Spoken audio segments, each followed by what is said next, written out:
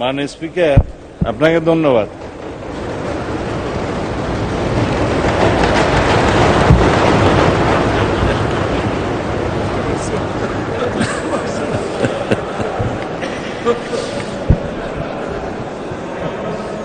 না, এরকম অ্যাপ্রিসিয়েশন মাঝে মধ্যে করলে ভালো হয়। আমি সবেরও আসতে উঠছি। মাননীয় স্পিকার, তারাকা চিহ্নিত প্রশ্ন 289। আমি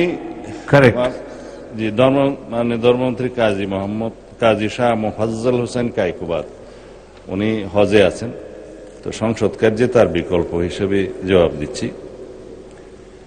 চাঁপাইনবাবগঞ্জ 1 শিবগঞ্জ নির্বাচনী এলাকার ধর্ম বিষয়ক মন্ত্রণালয়ের অধীনস্থ ইসলামিক ফাউন্ডেশন অত্যন্ত সুনামের সাথে বেশ কিছু বিশেষ ও নিয়মিত কার্যক্রম পরিচালনা করিতেছে।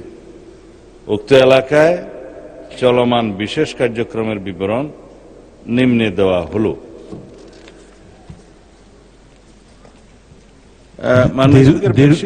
দীর্ঘ উত্তর, তারপরেও যদি দীর্ঘ উত্তর পঠিত বলে গণ্য করা। ধন্যবাদ মাননীয় স্পিকার। মাননীয় সদস্য মোহাম্মদ কেরামত আলী একটি প্রশ্ন করতে পারেন। মাননীয় স্পিকার, আপনাকে ধন্যবাদ। বর্তমান যুব সমাজ ক্রমাগত অশ্লীলতার সংস্কৃতিতে নিমজ্জিত হচ্ছে। অশ্লীল সিনেমা, অশোভন নাটক, অশ্লীল গান, আপত্তিকর বিজ্ঞাপন, নিম্নমানের সাহিত্য, বিভিন্ন ধরনের অসুস্থ বিনোদনের মাধ্যমে সমাজে এক ধরনের নৈতিক অবক্ষয় তৈরি হচ্ছে। এর ফলে পরিবার, সমাজ এবং ব্যক্তিগত জীবনে নৈতিক মূল্যবোধ দুর্বল হয়ে পড়ছে। অনেক ক্ষেত্রে এই নৈতিক অবক্ষয় সামাজিক অপরাধ, বিশেষ করে সহিংসতা ও ধর্ষণের মতো অপরাধের পিছনে পরোক্ষ প্রভাবক হিসাবে কাজ করছে বলে মনে করা হয়। এই প্রেক্ষাপটে আমার প্রশ্ন হল, ধর্ম মন্ত্রণালয় সমাজের নৈতিক ও মূল্যবোধগত উন্নয়নের জন্য কি ধরনের পদক্ষেপ গ্রহণ করবে, এবং যদি করে তাহলে এই উদ্যোগগুলোর রূপরেখা কেমন হবে, এটি আমার প্রশ্ন, জানতে চাই। মাননীয় মন্ত্রী। মাননীয় স্পিকার, ধর্ম মন্ত্রণালয়ের একটা ব্যাপক বিস্তৃতি আছে সারা বাংলাদেশে মসজিদ ভিত্তিক কার্যক্রম, মক্তব ভিত্তিক কার্যক্রমের মধ্যে মডেল মসজিদ এবং ইসলামিক সাংস্কৃতিক কেন্দ্র যে নির্মাণ করা হয়েছে, এখানেও ইসলামিক সাংস্কৃতিক কেন্দ্রের কিছু কর্মপরিধি আছে। ইসলামী মূল্যবোধের চর্চা এবং সংস্কৃতির প্রধান কেন্দ্র হিসেবে এটা প্রত্যেক উপজেলায় কাজ করছে। আর নৈতিকতা এবং ধর্মীয় মূল্যবোধ উন্নয়নে মসজিদ ভিত্তিক শিশু গণশিক্ষা কার্যক্রমও একটা প্রকল্প আছে।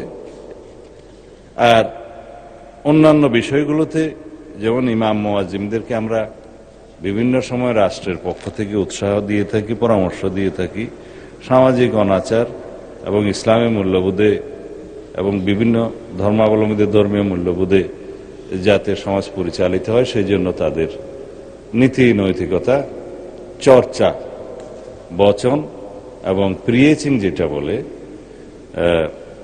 আলোচনা ইত্যাদি করার তাদের একটা সামাজিক দায়বদ্ধতা আছে। রাষ্ট্রের পক্ষ থেকে সেই রকম অনুপ্রেরণা দেয়া হয়। তারা নিজের পক্ষ থেকেও নিজেদের সামাজিক মূল্যবোধ এবং ধর্মীয় মূল্যবোধ থেকে এবং তাদের নিজস্ব কর্তব্যবোধের কারণে তারা সেই কাজটা করে থাকে। মাননীয় সদস্য যেটা বললেন যে অশ্লীল কন্টেন্ট, অশ্লীল প্রকাশনা এবং অশ্লীল বিভিন্ন রকমের নাটক ইত্যাদির মধ্য দিয়ে সমাজে যে অবক্ষয় হচ্ছে তার জন্য কি করা যায়, এই জন্য মাননীয় স্পিকার, বিশেষত আমাদের সমাজে বর্তমানে যে সোশ্যাল মিডিয়া, সামাজিক যোগাযোগ মাধ্যমে যে সমস্ত প্রচারণা হচ্ছে, এইটার ভলিউমটা সবচেয়ে বেশি, বরং প্রিন্টেড ভলিউমটা ইদানিং কম। তো যে ভলিউমটা সবচেয়ে বেশি, সেই ভলিউমটাকে অ্যাড্রেস করার জন্য আমরা আইটি মন্ত্রণালয় থেকে সাইবার আইনে কিছু পরিবর্তন আনতে চাচ্ছি, যেটা গতকালকে বা তার আগের দিনে এখানে আমি সংসদে বলেছিলাম। সেই আইনটা আমরা এইভাবে আনবো যাতে আমাদের সামাজিক নিরাপত্তা থাকে, সোশ্যাল হারমোনি বজায় থাকে, রিলিজিয়াস হারমোনি বজায় থাকে, সমাজের মধ্যে ব্যালেন্স থাকে, ভারসাম্যহীনতা যাতে নষ্ট না হয়, আমাদের যুব সমাজকে আমরা যাতে সঠিকভাবে পরিচালিত করতে পারি এবং ভবিষ্যৎ প্রজন্মকে যাতে আমরা রক্ষা করতে পারি, নীতি নৈতিকতা এবং আদর্শ ধর্মীয় মূল্যবোধে তারা পরিচালিত হতে পারে।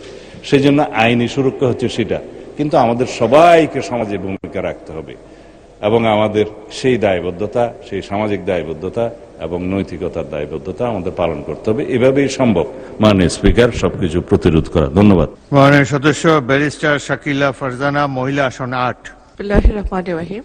মাননীয় স্পিকার, আপনাকে ধন্যবাদ। মাননীয় স্পিকার, বাংলাদেশের 90% সিটিজেন্স হচ্ছে ইসলাম ধর্মের অনুসারী। এই ক্ষেত্রে মাননীয় স্পিকার, গ্রুপ অফ পিপল আছে যারা চাই এই দেশটা পরিচালিত হোক ইসলামী আইন অনুযায়ী, আর আদার গ্রুপ অফ পিপল হচ্ছে ভিন্ন মতে বিশ্বাসী। মাননীয় স্পিকার, তবে বাংলাদেশের বেশিরভাগ মুসলমানরা ইসলামিক ব্যাংকিং সিস্টেমের ক্ষেত্রে সকলে একমত। বাংলাদেশের শুরুতে একটি মাত্র এই ইসলামিক সিস্টেমটা যেহেতু বাংলাদেশের মানুষের একটা, মুসলমানদের একটা অভিপ্রায়, এটাকে প্রাধান্য দিয়ে প্রথমে ইসলামিক ব্যাংকিং সিস্টেমটা চালু করে বাংলাদেশের ইসলামী ব্যাংক।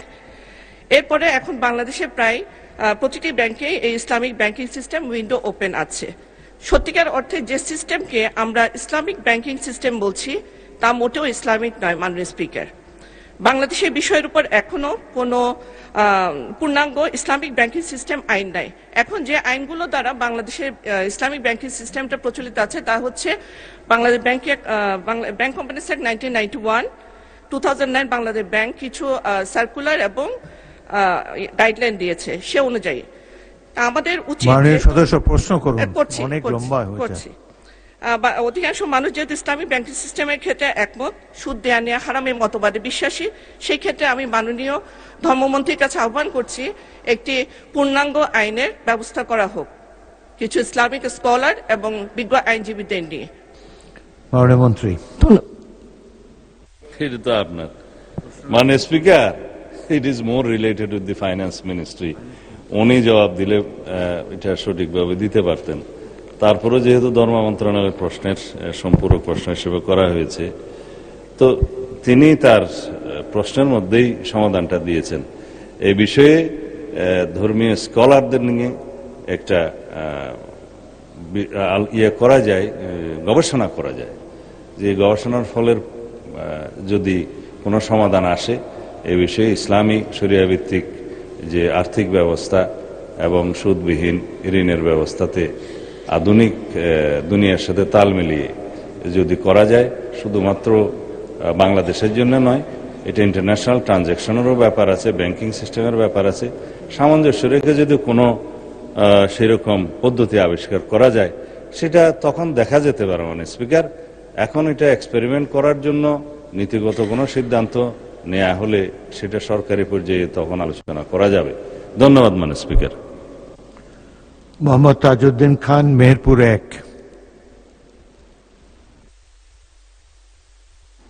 মাননীয় স্পিকার, আপনাকে ধন্যবাদ। ধর্ম মন্ত্রণালয়ের অধীনে সারা বাংলাদেশে যে মসজিদ নির্মাণ করা হচ্ছে, মডেল মসজিদ, তাতে অল্প কিছু উপজেলা বাকি আছে। আমার নির্বাচনী এলাকা মুজিবনগর উপজেলাতে এখনো মডেল মসজিদ প্রতিষ্ঠিত হয়নি।